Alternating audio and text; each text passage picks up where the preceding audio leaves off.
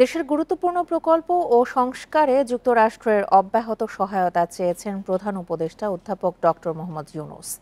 মঙ্গলবার রাষ্ট্রীয় অতিথি ভবন যমুনায় মার্কিন চার্চ অ্যাফেয়ার্স ট্রেসি জ্যাকবসনের সঙ্গে সাক্ষাতে এই সহায়তা চান তিনি। পরে বৈঠকে পারস্পরিক স্বার্থ সংশ্লিষ্ট বিষয় ছাড়াও সারা বিশ্বে ইউএসএআইডির সহায়তা স্থগিত করা নিয়েও হয় আলোচনা। এ প্রসঙ্গে অধ্যাপক ইউনূস বলেন, পুনর্গঠন, সংস্কার ও পুনর্নির্মাণের এই গুরুত্বপূর্ণ সময়ে বাংলাদেশের মার্কিন সহায়তা প্রয়োজন। এটা বন্ধ করার সময় এখন নয়।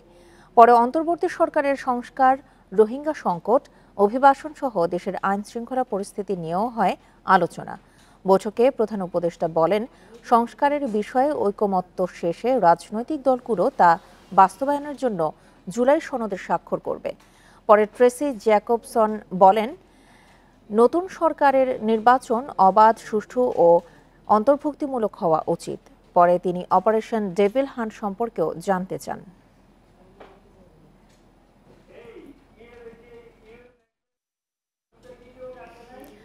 অন্তর্বর্তী সরকারের চলমান সংস্কারের প্রতি আবারও সমর্থন জানিয়েছে বিশ্বব্যাংক।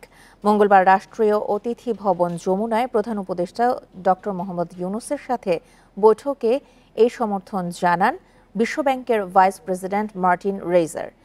পরে বৈঠকে স্বার্থ সংশ্লিষ্ট বিষয় নিয়ে হয় আলোচনায় বিশ্বব্যাংকের অর্থায়নে কর ব্যবস্থা ও সংস্কারে সুশাসন, স্বচ্ছতা প্রতিষ্ঠা গুরুত্ব পায়। এছাড়াও জাতীয় পরিচয়পত্র সহ শক্তিশালী ডিজিটালাইজেশন কর্মসূচির গুরুত্ব নিয়ে হয় আলোচনা। বৈঠকে বিশ্বব্যাংকের ভাইস প্রেসিডেন্ট বলেন, গণতান্ত্রিক উত্তরণ, ভবিষ্যৎ সরকার ও অন্তর্ভুক্তিমূলক প্রবৃদ্ধির জন্য সংস্কার গুরুত্বপূর্ণ। এই সংস্কার জনগণ ও ব্যবসায়ীদের মধ্যে আস্থা তৈরিতে সহায়তা করবে। পরে কর প্রশাসন ও কর নীতি প্রসঙ্গে বলেন, কর রেয়াত ও ছাড় দেওয়ার একমাত্র সিদ্ধান্ত গ্রহণকারী হওয়া উচিত সংসদ। পরে প্রধান উপদেষ্টা জানান, সম্প্রতি একটি ঐকমত্য কমিশন গঠন করা হয়েছে, যা ৬টি প্রধান সংস্কার কমিশনের প্রস্তাব নিয়ে রাজনৈতিক দলগুলোর সাথে সংলাপের আয়োজনে সহায়তা করবে।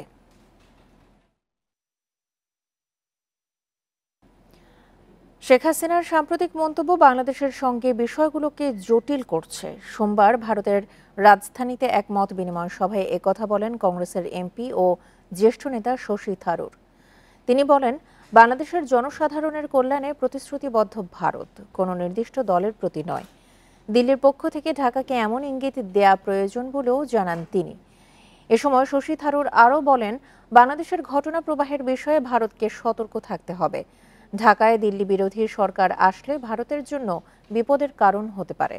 তাই বন্ধুত্বপূর্ণ প্রতিবেশী হিসেবে দিল্লির উচিত ঢাকাকে বার্তা দেয়া যে ভারত বাংলাদেশের কল্যাণে অঙ্গীকারবদ্ধ।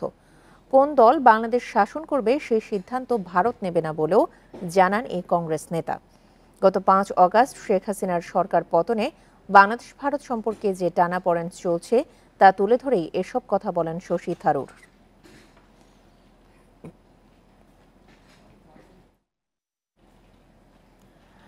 কুড়িগ্রামের ভুরুঙ্গামারী উপজেলায় বাঁশজানি সীমান্তে স্থাপিত সিসিটিভি ক্যামেরাটি খুলে নিয়েছে বিএসএফ। মঙ্গলবার রাত 11:30টার দিকে সিসি ক্যামেরাটি খুলে নেওয়া হয়। এর আগে মঙ্গলবার সকালে জোড়া মসজিদের কাছে বিজিবি ও বিএসএফ ব্যাটালিয়ন কমান্ডার পর্যায়ে পতাকা বৈঠক অনুষ্ঠিত হয়। এ সময় কুড়িগ্রামের শূন্যরেখায় বসানো সিসি ক্যামেরা অপসারণের আশ্বাস দেয় বিএসএফ। বিজিবি জানায়, শূন্যরেখায় নিরাপত্তা বিবেচনা করে ক্যামেরাটি স্থাপন করে বিএসএফ। এছাড়া ওই এলাকার শূন্যরেখায় নির্মিত টিনের স্থাপনা খুলে ফেলা ও সীমান্তের 150 গজের মধ্যে অবৈধ পাকা স্থাপনা তৈরি না করা সহ বিভিন্ন বিষয়ে আলোচনা হয়েছে বৈঠকে। এদিকে চাঁপাইনবাবগঞ্জে সীমান্তের সমস্যা আলোচনার মাধ্যমে সমাধান করতে একমত হয়েছে দুই বাহিনী।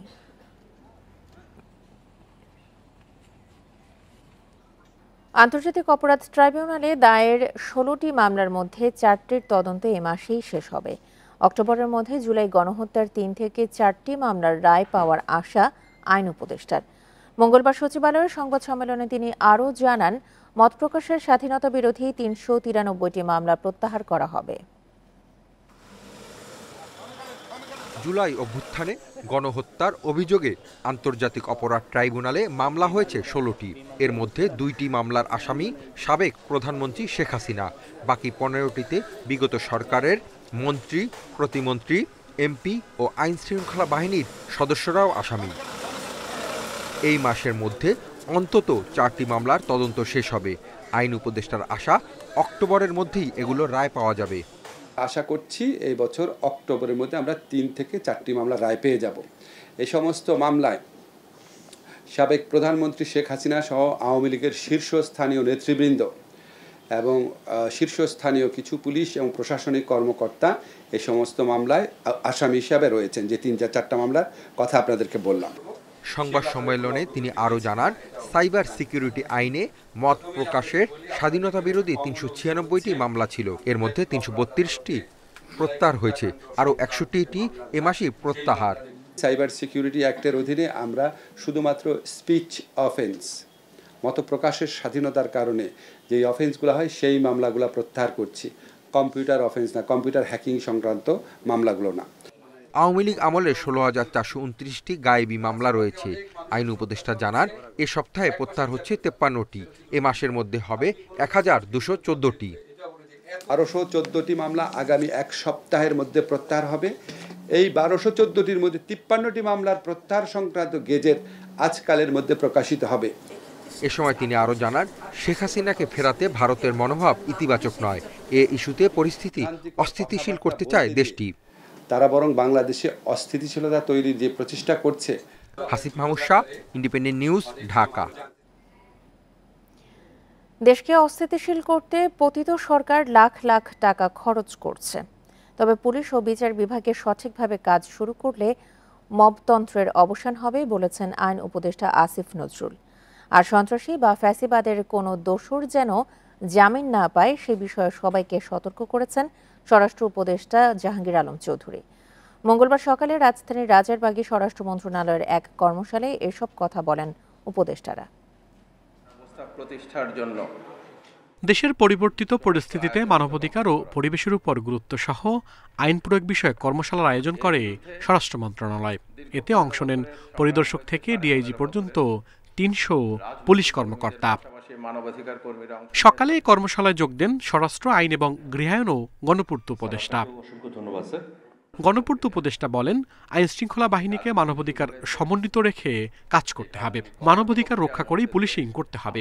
জেলখানাকে রাজনৈতিক কর্মীদের নির্যাতনে যেন আর ব্যবহার করা না হয় তা নিশ্চিত করতে হবে। মানবাধিকার রক্ষা করেও পুলিশিং সম্ভব এবং মানবাধিকার রক্ষা করার জন্য আদালতগুলো ভূমিকা পালন করে। বারে বারে রিমান্ডে পাঠিয়ে রক্তাক্ত ব্যক্তিটাকে আবার রিমান্ডে পাঠিয়ে আবার অত্যাচারের দিকে ঠেলে দেয় না। কোনো রকম সাক্ষী ছাড়া বিচার করে রাত্রেবেলা কোর্ট বসিয়ে যেই আদালত শাস্তি দেয় না। সন্ত্রাসী ও ফেসিবাদদের দোষররা যেন জামিন না পায় সে বিষয়ে সতর্ক থাকার আহ্বান জানান স্বরাষ্ট্র উপদেষ্টা। বলেন, বিচার বিভাগ ও আইন শৃঙ্খলা বাহিনীর সমন্বয়ে দেশ থেকে সন্ত্রাসীদের মূলোৎপাটন করা সম্ভব। কোনোভাবেই যেন কোনো সন্ত্রাসী জামিন না পায়, সর্বোচ্চ সতর্ক থাকুন। প্রয়োজনে আইজিপি টিম মামলাভিত্তিক অগ্রগতি নিয়ে পাবলিক প্রসিকিউটরের সাথে 15 দিন পর পর বসতে পারেন এবং অগ্রগতি পর্যালোচনা করতে পারেন এবং আদালতে উপস্থাপনের জন্য। বিগত সরকারের 15 বছর সব অরাজকতা গুমখুরের বিচার হবে জানিয়ে আইন উপদেষ্টা বলেন, আইন শৃঙ্খলা বাহিনী স্বাধীনভাবে তাদের দায়িত্ব পালন করবে। পুলিশ ও বিচার বিভাগ সহ রাষ্ট্রের বিভিন্ন অঙ্গ সঠিকভাবে কাজ করার উপর গুরুত্ব দেন উপদেষ্টা। পতিত ফ্যাসিস্ট যে স্বৈরাচার আছে, তাদের যে বিভিন্ন বাহিনী বাংলাদেশের বিভিন্ন জায়গায় লুকিয়ে রয়েছে, তাদের যে রক্তপিপাসু নেত্রী, তার কণ্ঠ যে এখনও সারাক্ষণ আমাদেরকে তাড়িয়ে বেড়াচ্ছে এবং আমাদের বিভিন্ন হোস্টাইল আন্তর্জাতিক মহল রয়েছে, এরকম একটা পরিস্থিতিতে আমরা কাজ করছি। কর্মশালায় বক্তারা ন্যায় বিচার নিশ্চিতে মামলার দীর্ঘসূত্রিতা নিরসনে জোর দেন। পুলিশের অতীতের প্রশ্নবিদ্ধ কার্যক্রম ধারা থেকে বাহিনীটিকে বের হওয়ার গুরুত্বও দেন তারা। Al Amin Hossain, Independent news, Dhaka. Mob সৃষ্টিতে কিছু মানুষ উস্কানি দিচ্ছে বলে মন্তব্য করেছেন নিরাপত্তা বিশ্লেষকরা। বলছেন, বিশৃঙ্খলার মধ্য দিয়ে ফায়দা নেওয়ার ষড়যন্ত্র করছে একটি মহল। মব জাস্টিসকে রুখে দেওয়ার আহ্বান জানিয়েছেন রাজনীতিবিদরাও। যারা মবের নামে অরাজকতা সৃষ্টি করছে তাদের চিহ্নিত করার তাগিদ দিয়েছেন বিশ্লেষকেরা। ছাত্র জনতার অভ্যুত্থানের পর দফায় দফায় মব সৃষ্টি হয়েছে। এ নিয়ে দেখা দিয়েছে মিশ্র প্রতিক্রিয়া। সম্প্রতি ধানমন্ডি ৩২ নম্বর বাড়ি ভাঙচুর ও বইমেলায় হট্টগোলের পর তীব্র হয়েছে সমালোচনা। সোমবার মবের বিরুদ্ধে ফেসবুক স্ট্যাটাস দিয়েছেন উপদেষ্টা মাহফুজ আলম। পাল্টা বক্তব্য দিয়েছেন মানবাধিকার কর্মী ফরহাদ মজহারও। মব প্রসঙ্গে রাজনীতিবিদদের দাবি, এর সাথে মৌলবাদ বা জঙ্গিবাদের সম্পর্ক নেই, তবে এর সাথে জড়িতদের খুঁজে বের করা জরুরি। যে ঘটনাটি ঘটেছে এখানে মৌলবাদের কিংবা জঙ্গিবাদের কোনো সম্পৃক্ততা নেই। আমার মনে হয় সরকারের পক্ষ থেকে এই ধরনের বার্তা দেওয়া প্রয়োজন যে বাংলাদেশে কোনো ধর্মীয় মৌলবাদ কিংবা জঙ্গিবাদের কোনো জায়গা নেই কিংবা অস্তিত্বও নেই। মবের উদ্দেশ্য নিয়ে উদ্বিগ্ন নিরাপত্তা বিশ্লেষকেরা। তাদের সন্দেহ, পরিকল্পিতভাবে কিছু মানুষকে উস্কে দিয়ে কেউ ফায়দা নিতে চাচ্ছে। সে যখন নিশ্চিত থাকে যে এই অপরাধের করবার কারণে তার কোনো শাস্তি হবে না, তখন তার ভেতর একটা ফলস পারসেপশন কাজ করে যে এই মাঠটা তো তার অগ্নিকাণ্ডের সম্পর্কিত আছে কিনা, অর্থলগ্নি সম্পর্কিত আছে কিনা, নেপথ্যে কোনো রাষ্ট্র আছে কিনা, এই সকল তথ্য উপাত্তই এই আমরা প্রত্যাশা করি যে এই সমস্ত ঘটনার পেছনে যা আছে সেটা আমাদের কাছে এই ইনফরমেশনগুলো থাকতে হবে। মব বন্ধে আইন শৃঙ্খলা বাহিনীকে সতর্ক ভূমিকা রাখার আহ্বান জানিয়েছেন বিশ্লেষকেরা। আনোয়ার সাদাত নূর, ইন্ডিপেন্ডেন্ট নিউজ, ঢাকা। আগামী ডিসেম্বরে জাতীয় নির্বাচন ধরেই ভোট গ্রহণের সব প্রস্তুতি নিচ্ছে নির্বাচন কমিশন, জানিয়েছেন কমিশনার আবুল ফজল মোহাম্মদ সানাউল্লাহ। অন্যদিকে ইউএনডিপি বলছে আগামী নির্বাচন হবে বাংলাদেশের ইতিহাসের সবচেয়ে স্বচ্ছ নির্বাচন। মঙ্গলবার আগারগাঁওয়ে নির্বাচন ভবনে উন্নয়ন সহযোগীদের সাথে বৈঠক শেষে তারা এসব কথা বলেন। ত্রয়োদশ সংসদ নির্বাচনের প্রস্তুতি নিতে শুরু করেছে নির্বাচন কমিশন। ভোটার তালিকা হালনাগাদ সহ চলছে সব প্রস্তুতি। মঙ্গলবার নির্বাচন ভবনে উন্নয়ন সহযোগী দেশ ও সংস্থার সাথে বৈঠক করে কমিশন। ইউএনডিপি, ইউরোপীয় ইউনিয়ন, যুক্তরাষ্ট্র, যুক্তরাজ্য, জাপান, চীন, দক্ষিণ কোরিয়া সহ 18টি দেশের রাষ্ট্রদূত ও তাদের প্রতিনিধিরা বৈঠকে অংশ নেন। প্রধান নির্বাচন কমিশনার নাসির উদ্দিন সহ অন্য কমিশনাররা উপস্থিত ছিলেন। ভোটারদের অংশগ্রহণ নিশ্চিতে ইসিকে শক্তিশালীকরণ, ভোটার নিবন্ধন, ভোটার প্রশিক্ষণ কার্যক্রম নিয়ে বৈঠকে উন্নয়ন সহযোগীরা আলোচনা করেছে। আগামী নির্বাচনে ইসিকে সব ধরনের সহযোগিতা করবে ইউএনডিপি। সরকার প্রধান ঘোষিত সময়সূচি ধরেই নির্বাচনের প্রস্তুতি নেওয়ার কথা উন্নয়ন সহযোগীদের কাছে তুলে ধরেছে কমিশন। আমাদেরকে আর্লিয়েস্ট ডেটটা ধরে নিয়েই প্রস্তুতি নিতে হচ্ছে। আমাদের অবস্থান এখনো অপরিবর্তিত। আমরা ডিসেম্বরকে ধরে নিয়েই আমাদের প্রস্তুতি গ্রহণ করছি। আমাদের কোনো ভিন্ন প্রস্তুতি নেই। তবে স্থানীয় সরকার নির্বাচন যদি সরকার সিদ্ধান্ত নেন কোনো অংশ বা কোনোভাবে অনুষ্ঠান করার, সেটা সরকারি সিদ্ধান্ত, সেটা তখন ওইভাবে বাস্তবায়ন করতে হবে। আগামীতে সুষ্ঠু নির্বাচনের ব্যাপারে আশাবাদ ব্যক্ত করে ইউএনডিপি বলেছে আগামী নির্বাচন হবে বাংলাদেশের ইতিহাসের সবচেয়ে ভালো নির্বাচন। বাংলাদেশ ইলেকশনস কমিশন নির্বাচন কমিশন গত ডিসেম্বরে সহায়তা দেওয়ার জন্য অনুরোধ করেছিল। আমরা নির্বাচন কমিশনকে অবাধ সুষ্ঠু নির্বাচনের জন্য সহায়তা করছি। আশা করছি এটি বাংলাদেশের ইতিহাসের সবচেয়ে সেরা নির্বাচন হবে। এক্ষেত্রে নির্বাচনের সময়সীমা নিয়ে সিদ্ধান্ত নেবে অন্তর্বর্তী সরকার ও নির্বাচন কমিশন। এ নিয়ে আমাদের কোনো মতামত নেই। এদিকে বাড়ি বাড়ি ভোটার তালিকা হালনাগাদ কার্যক্রমে কমিশনকে সহযোগিতা করছে UNDP. Mahmudul Hasan, independent news, Dhaka. CNG autorickshaw meter অনুযায়ী ভাড়া না নিলে 50,000 টাকা জরিমানা। ডিএমপিকে এ সংক্রান্ত চিঠি দিয়েছে বিআরটিএ। সিএনজি অটোরিকশা মিটারের চেয়ে বেশি ভাড়া নিলে মামলা করার অনুরোধ জানানো হয়েছে। এছাড়া আইন অনুযায়ী সিএনজি অটোরিকশা যাত্রীর ইচ্ছামতো স্থানে যেতে বাধ্য থাকবে। এসব নির্দেশ না মানলে 6 মাসের জেল বা 50,000 টাকা জরিমানা করা যাবে। অভিযোগ রয়েছে, দীর্ঘদিন ধরেই সিএনজি অটোরিকশা চালকরা জনগণকে জিম্মি করে আসছে। যাত্রীর চাহিদা মতো জায়গায় যেতে চান না এবং চুক্তিতে ভাড়া আদায় করেন তারা। এর আগে বিআরটিএ কয়েকবার এই সংক্রান্ত নির্দেশনা দিলেও তা মানেননি অটোরিকশা চালকরা।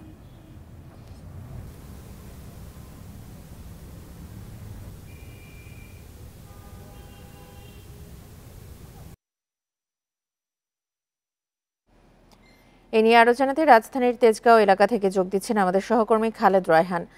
রায়হান, সিএনজি অটোর মিটারে চলাচল নিশ্চিত করতে সোমবার ডিএমপিকে চিঠি দেওয়া হয়েছে। সড়কে সেটি নিশ্চিতে কোনো তোড়জোড় কেন নেই?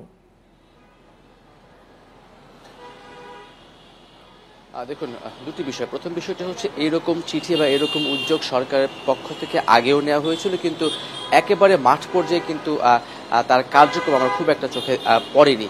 এবং 10 তারিখে মানে গত পরশু দিন কিন্তু এই চিঠিটি ইস্যু করা হয় এবং সেটি ঢাকা মহানগর যিনি পুলিশের কমিশনার রয়েছেন তার বরাবর সেই চিঠিটি লেখা হয়েছে। কিন্তু গতকালকে এবং এখন পর্যন্ত আমরা রাজধানীর বিভিন্ন জায়গায় ঘুরে দেখেছি সেই তোড়জোড় বা সেই যে কাজ সেটি কিন্তু চলমান দেখেনি।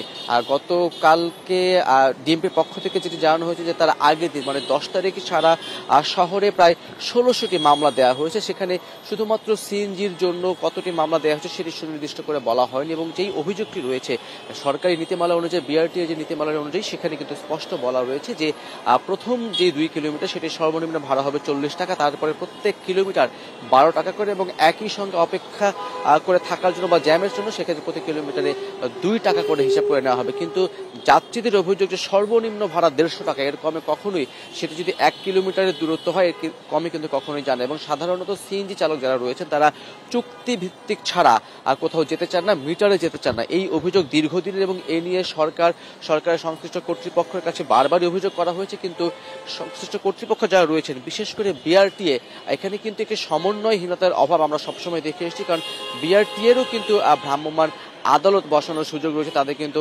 এক্সিকিউটিভ ম্যাজিস্ট্রেট রয়েছে, কিন্তু আমরা সেই ভ্রাম্যমাণ আদালতের কার্যক্রম কিন্তু খুব একটা দেখতে পাই না। ট্রাফিক পুলিশকে এমনিতেই কয়েকটি ধাপে কাজ করতে হয়। প্রথম যে ধাপ সেটি হচ্ছে তাদেরকে কিন্তু সড়কের যেই পরিস্থিতি আছে সেটিকে কিন্তু নিয়ন্ত্রণ করতে হয়, ট্রাফিক ব্যবস্থাপনাকে নিয়ন্ত্রণ করতে হয়, তার সঙ্গে মামলা দিতে হয়। তার সঙ্গে যদি নতুন করে আরও একটি ব্যাপার শুধুমাত্র সিএনজিকে কেন্দ্র করে যদি মামলার সিদ্ধান্ত নেওয়া হয় যে অতিরিক্ত ভাড়া নেওয়া হচ্ছে কিনা, তাহলে কিন্তু আলাদা জনবল দরকার, সেটা কিন্তু ট্রাফিক পুলিশের পক্ষ থেকে বলা হচ্ছে। সেই ক্ষেত্রে বিআরটি এর সাথে করে ট্রাফিক পুলিশ সবাই যদি সমন্বিতভাবে কাজ করতে পারে তাহলেই হয়তো এই উদ্যোগের বা এই সমস্যার সমাধান হতে পারে। তবে এখানে একটি বড় ব্যত্যয় হচ্ছে, এই ধরনের উদ্যোগ বারবার নেওয়া হয়েছে কিন্তু কার্যত তেমন কিন্তু কোনো সফল আমরা পাইনি। এবং আজকে আমরা কয়েকজন যাত্রীর সাথে কথা বলি, তারাও যেটি বলছেন যে এখনো কিন্তু মিটারেই কেউ যেতে চাইছে না, সবাই কিন্তু চুক্তিভিত্তিক যেতে চাইছেন।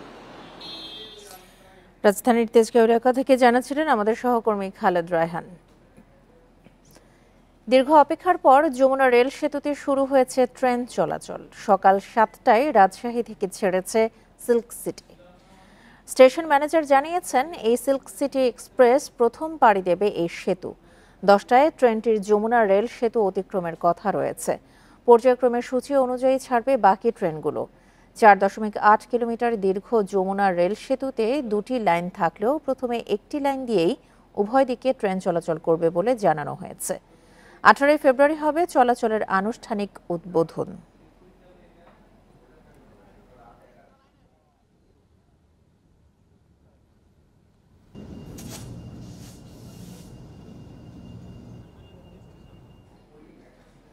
এ নিয়ে আরো জানাতে রাজশাহী থেকে যোগ দিচ্ছেন আমাদের সহকর্মী মুস্তাফিজুর রহমান। মুস্তাফিজ, এই প্রথমবারের মতো যমুনা রেল সেতু অতিক্রম করতে যাচ্ছে সিল্ক সিটি এক্সপ্রেস, সেক্ষেত্রে যাত্রীদের আগ্রহ কেমন দেখছেন? কর্তৃপক্ষই বা কি বলছে?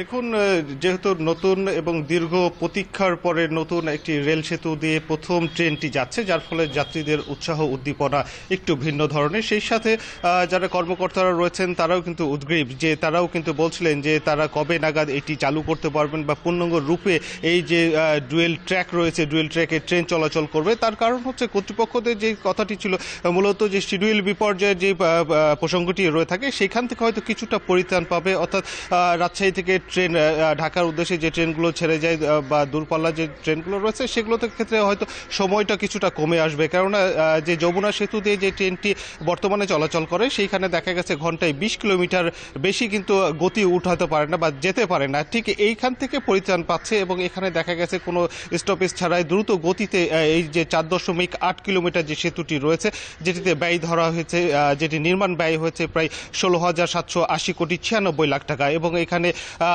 27.60% বাংলাদেশি উৎস থেকে, এরপর বাকি অংশটি কিন্তু জাইকার অর্থায়নে এটি সম্পন্ন হয়েছে। তো এখানে যে কর্তৃপক্ষটি বলছিলেন যে তারা যে বিড়ম্বনার শিকারটি হন সেক্ষেত্রে হয়তো কিছুটা পরিত্রাণ পাবেন, এবং মূলত রাজশাহী জোন যেহেতু রেলের একটি পশ্চিম অঞ্চল বলা হয়ে থাকে, এই পশ্চিম জোনে মূলত ট্রেনগুলো একটি ট্র্যাকে চলাচল করে, অর্থাৎ সিঙ্গেল ট্র্যাকের কারণে তাদেরকে যে ট্রেনগুলো পাসিং দিতে হয়, অর্থাৎ এই ট্র্যাক দিয়ে প্রায় 38টির মতো ট্রেন প্রতিনিয়ত চলাচল করে থাকে, যার ফলে একটি ট্রেনকে থামিয়ে আরেকটি ট্রেনকে কিন্তু পাসিং করে দিতে হয় এবং গুরুত্ব ভেদে কিন্তু ট্রেনগুলোকে অতিক্রম করতে দেওয়া হয়, যার ফলে হয় কি এখানে সময় বা কালক্ষেপণ হয়ে থাকে এবং এর ফলে কিন্তু শিডিউলে দেখা গেছে হেরফের হতে হয়, যার ফলে এখানে যারা রেল কর্মকর্তারা রয়েছেন তাদেরকে কিন্তু বেশ বিপাকে পড়তে হয়। তবে এখন যে এই সব সমস্যার সমাধান বলা যেতে পারে 2000 সাল থেকে যে উদ্যোগটি নেওয়া হয়েছিল, যেটি চূড়ান্ত বাস্তবায়ন হতে চলেছে, বা বলা যেতে পারে যে 18 তারিখে যে উদ্বোধন হবে সেটির পর থেকে কিন্তু আনুষ্ঠানিকতা শুরু হবে। তো এখন পর্যন্ত বলা যেতে পারে যে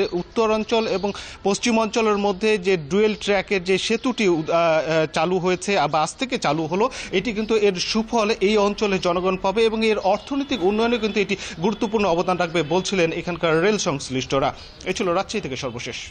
রাজশাহী থেকে জানাচ্ছিলেন আমাদের সহকর্মী মুস্তাফিজুর রহমান। উড়োজাহাজের টিকিটের অস্বাভাবিক দাম নিয়ন্ত্রণে 10টি নির্দেশনা জারি করেছে অন্তর্বর্তী সরকার। মঙ্গলবার বেসামরিক বিমান চলাচল ও পর্যটন মন্ত্রণালয় থেকে এসব নির্দেশনা জারি করা হয়। এতে বলা হয়েছে, টিকিট বুকিংয়ের পর 72 ঘন্টার মধ্যে তা ইস্যু নিশ্চিত না হলে স্বয়ংক্রিয়ভাবে বাতিল করা হবে।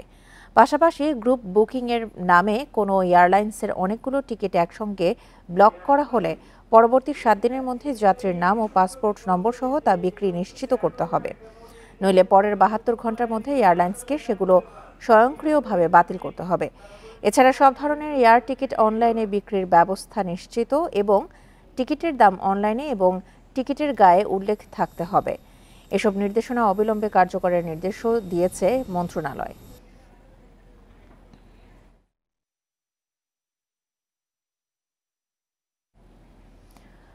মঙ্গলবারও শাহবাগে বিক্ষোভ করেছেন প্রাথমিকের 3য় ধাপে নিয়োগ বাতিল হওয়া সুপারিশপ্রাপ্ত শিক্ষকরা। সকাল 10টা থেকে শাহবাগ মোড়ে কর্মসূচি পালন করেন তারা। এদিকে জাদুঘরের সামনে আন্দোলন করেন এনটিআরসি এর নিবন্ধিত প্রথম থেকে 12তম নিয়োগ বঞ্চিতরা। পরে বিকেলে শিক্ষা মন্ত্রণালয়ের আশ্বাসে তারা আন্দোলন স্থগিত করলেও চালিয়ে যাওয়ার ঘোষণা দেন প্রাথমিকের নিয়োগ প্রত্যাশীরা। টানা 6ষ্ঠ দিনের মতো রাজধানীর শাহবাগ মোড়ে অবস্থান নেয় সরকারি প্রাথমিক বিদ্যালয়ের সহকারী শিক্ষক পদে 3য় ধাপে নিয়োগ বাতিল হওয়া প্রার্থীরা। এই সরকার আমাদের সুপারিশপ্রাপ্ত করেছে, তাহলে কেন আমাদের এই সরকারই আবার বাতিল করলো? দাবি আদায় করার জন্য এখানে আসি নাই, আমরা এসেছি আমাদের অধিকার আদায়ের জন্য। এখানে প্রাথমিক বিধিমালা 19-এর বিধিমালায় আমরা কোটা ছিল কি ছিল না আমরা কিছু জানি না। গত বৃহস্পতিবার ঢাকা ও চট্টগ্রাম বিভাগে সরকারি প্রাথমিক বিদ্যালয়ের শিক্ষক পদে 6531 জনের ফল বাতিল করে হাইকোর্ট। দেয়া হয় মেধার ভিত্তিতে নতুন করে ফল প্রকাশের আদেশ। আন্দোলনকারীদের অভিযোগ, তাদের নিয়োগ বাতিল করে যে রায় দেয়া হয়েছে সেটি বৈষম্যমূলক। এই রায়ের বিরুদ্ধে রাষ্ট্রপক্ষ আপিল করলেও চূড়ান্ত সমাধানের আগ পর্যন্ত মাঠ ছাড়বেন না তারা। কিছু দুষ্কৃতিকারী যারা পরীক্ষায় উত্তীর্ণ হতে পারে নাই, তারা আমাদের বিরুদ্ধে হাইকোর্টে একটা রিট করে। 3 মাস বেকার, আমি এখন কিভাবে চলবো? আমার সামনের পথগুলো আমি কিভাবে যাবো? আমি আগের চাকরিটা এখন ছেড়ে দিয়েছি। 6530 জনের যোগদান নিশ্চিত করে বাড়ি ফিরবে, আমাদের এই একটাই দাবি। এদিকে একই সময়ে জাতীয় জাদুঘরের সামনে অবস্থান নেন এনটিআরসি নিবন্ধিত প্রথম থেকে 12তম নিয়োগ বঞ্চিতরা। তাদের অভিযোগ, আমলাতান্ত্রিক জটিলতা ও আওয়ামী লীগ সরকারের দুর্নীতির কারণে তাদের নিয়োগ হয়নি। 17 বার সনদ দিলেও নিয়োগ হয় মাত্র 5 বার। আমরা যারা বৈধ সনদ ছিলাম, যারা অরিজিনাল সার্টিফিকেট ছিল, তাদের রুল রেজিস্ট্রেশন নাম্বার ব্যবহার করে অবৈধ সনদ দেওয়া হয়েছে। আমাদের এন্ট্রি লেভেল বয়স বিবেচনা করে স্ব নীতিমালা অনুযায়ী আমাদের নিয়োগ নিশ্চিত করতে হবে।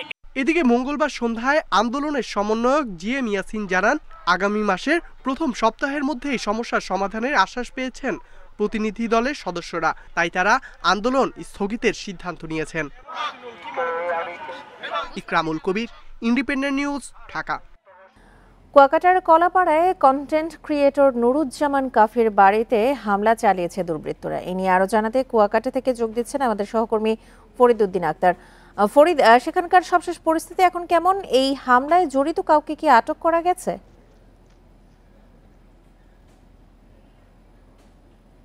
জুলাই আন্দোলনের সমন্বয়কারী ও বিভিন্ন ইস্যু নিয়ে সোশ্যাল মিডিয়ায় কথা বলা জনপ্রিয় কন্টেন্ট ক্রিয়েটর নুরুজ্জামান কাফির গ্রামের বাড়িতে আগুন দিয়ে পুড়িয়ে দিয়েছে দুর্বৃত্তরা। এই সময় তার পিতা মাতা সহ পরিবারের 6 সদস্য ঘরের মধ্যে ছিল, বাহির থেকে দরজা আটকানো। এই আগুন দেওয়া কাফির পিতা হাবিবুর রহমান বলেন, তবে তারা অক্ষত অবস্থায় দরজা ভেঙে বের হতে পেরেছেন। মঙ্গলবার রাত 1:30টার দিকে রজপড়া কাফির গ্রামের বাড়িতে আগুনের ঘটনা ঘটে। কাফির বাবা যেটা জানিয়েছেন, ঘরের চালের উপরে তিনি প্রথমে আগুন দেখতে পান। মুহূর্তেই আগুনের লেলিহান শিখা ছড়িয়ে পড়ে ঘরের চারিদিকে। ঘরের বারান্দা থেকে বের হওয়ার চেষ্টা করেন, কিন্তু ঘরের দরজা কিন্তু বাহির থেকে বন্ধ ছিল। এরপর তিনি পিছনের দরজা ভেঙে বের হন। এরপর একে একে তার বড় ছেলে, পুতের বউ সহ সবাইকে নিয়ে বের হতে সমর্থ হন। এর কিছুক্ষণ পরই ফায়ার সার্ভিস এসে 1 ঘন্টার নিয়ন্ত্রণের করেন আগুন।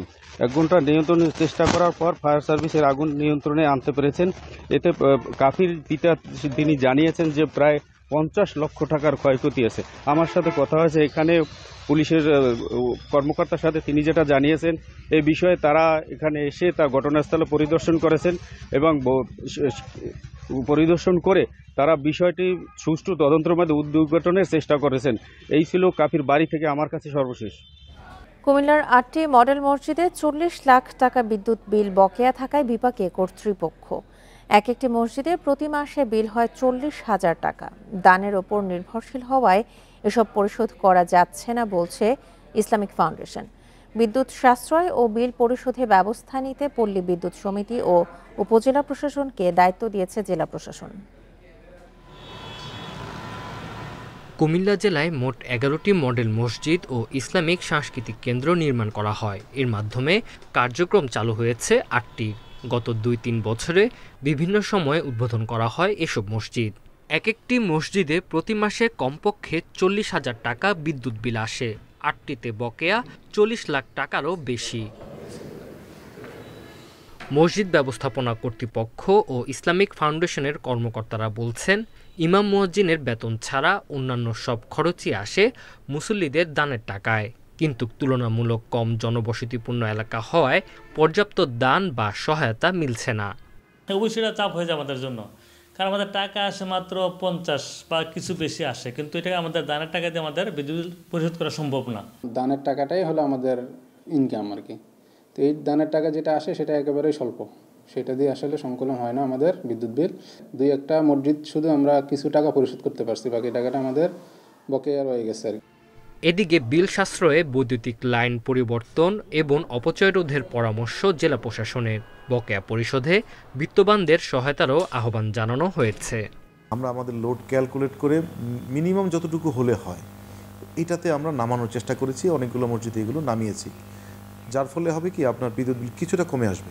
বকেয়া আছে সঠিক, আমরা চেষ্টা করছি মানুষকে অনুরোধ করে যদি বিদ্যুৎ বিলের যতটুকু কাটানো যায় সমস্যা।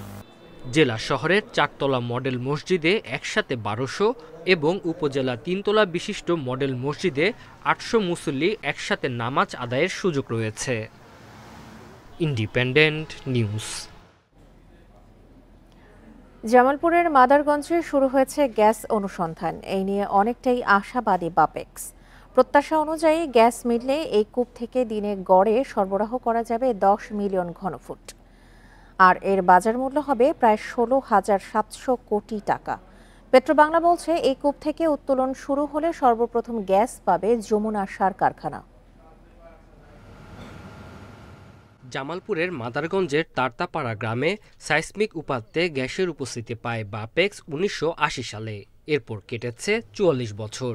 কয়েকবার সাইসমিক উপাত্ত ও ক্লোজ গ্রিড সাইসমিক সার্ভে করে বাপেক্স। উপাত্ত বিশ্লেষণে গত 24 জানুয়ারি জামালপুর এক অনুসন্ধান কূপ খনন কার্যক্রম শুরু করে বাপেক্স।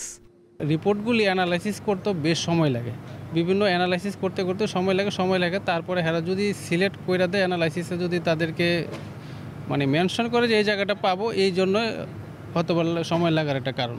দীর্ঘদিনের প্রতীক্ষার পর গ্যাসের অনুসন্ধান শুরু হয় আনন্দিত স্থানীয়রা। দেশের অর্থনীতি সমৃদ্ধ হওয়ার পাশাপাশি এই প্রকল্পের মাধ্যমে সৃষ্টি হবে নতুন কর্মসংস্থানের, এমনটাই আশা তাদের।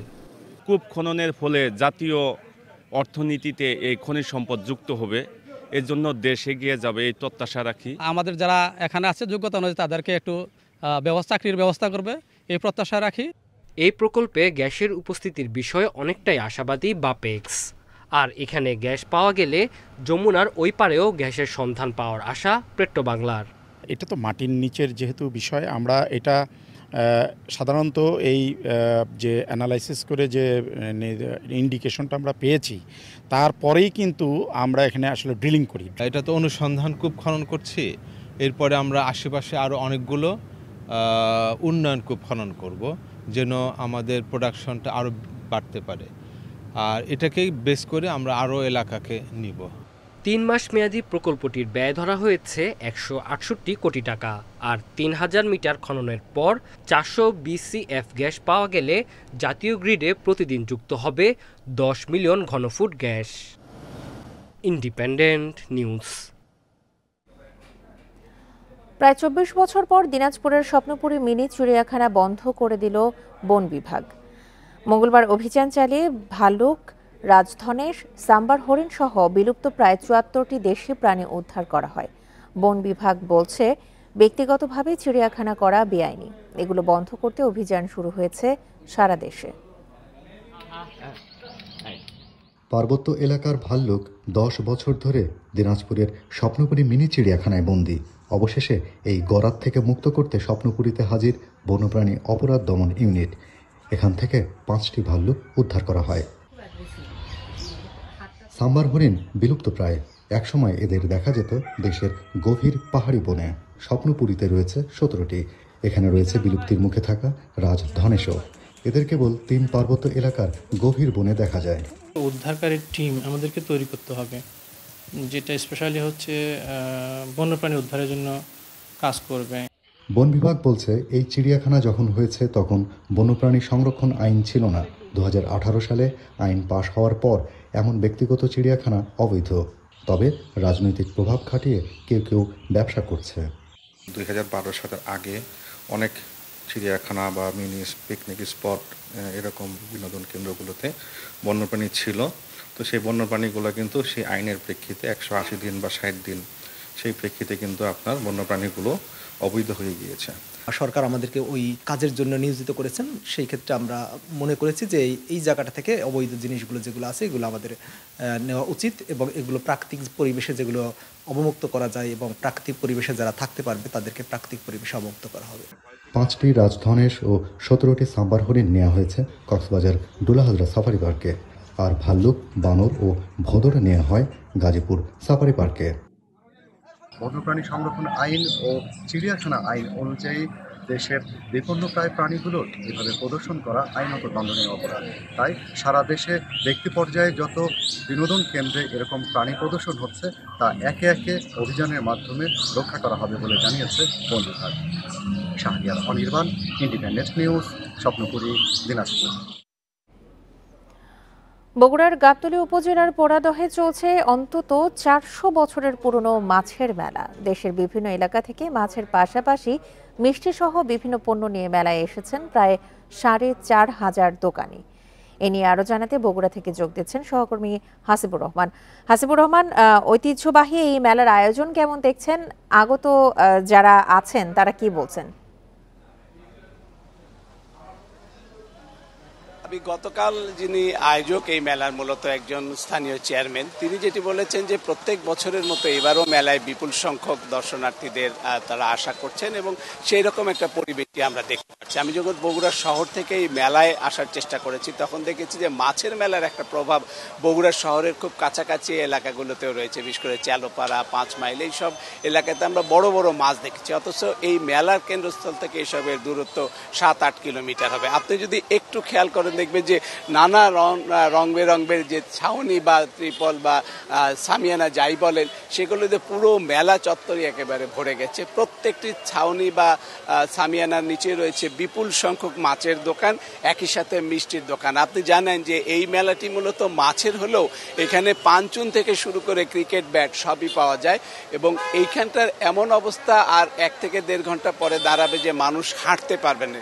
বিপুল সংখ্যক দর্শনার্থীরা এই মেলায় আসে হচ্ছে এবং এই মেলাকে কেন্দ্র করে এইখানকার যে সবচেয়ে বড় আয়োজন সেটি হলো জামাই এবং বউরা তাদের আত্মীয় স্বজনের বাড়িতে আসবেন এবং এই মেলার বিশেষ বৈশিষ্ট্য যেটি যে শ্বশুরবাড়ির পক্ষ থেকে জামাইকে নজরানা পাঠানো হয় বা উপঢৌকন হিসেবে নগদ টাকা পাঠানো হয়, সেই টাকাতেই জামাই এই মেলা থেকে তার পছন্দের মাছ কিনবেন শ্বশুরবাড়ির জন্য এবং একই সাথে মিষ্টিও কিনবেন এই মেলা থেকে।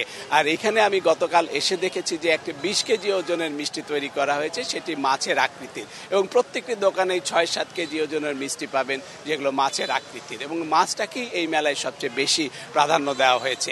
আমি গত বছর এখানে দেখেছি প্রায় 42 কেজি ওজনের একটি মাছ, আর গতকাল আমি যখন এসেছিলাম তখন দেখেছি যে 22 কেজি ওজনের এখানে একটি কাতলা মাছ এসেছে। সব মিলিয়ে বলা যায় যে মাছের এই মেলা হলেও মূলত মেলা আসলে জামাই এবং বউদেরকে আপ্যায়ন করার জন্যই বিশেষ ব্যবস্থা রাখা হয় শ্বশুরবাড়ি থেকে এবং এই মেলাকে কেন্দ্র করে আমি যতটুকু জানতে পেরেছি যে দেশের এমন কোনো জেলা নাই যেখান থেকে আত্মীয় স্বজনরা এই মেলায় আসেনি।